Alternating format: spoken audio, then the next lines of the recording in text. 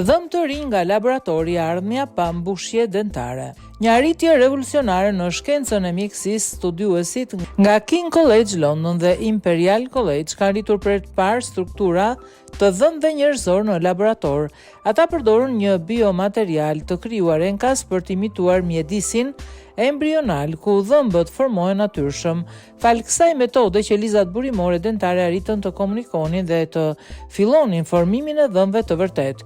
Ky zbulim nuk është thjesht një risi shkencore, ai mund të hapë rrugën për rigjenerimin natyral të dhëmbëve, duke zëvendësuar mbushjet, implantet apo protezat me dhëmbë të krijuar nga qelizat e vet pacientit.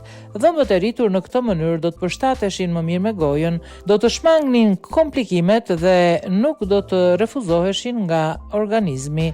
Edhe pse në fazë eksperimentale ky zhvillim premton një të ardhme ku vizitat tek dentisti mund të nënkuptojnë rritjen e dhëmbëve të rinj, jo më ndërhyrje artificiale.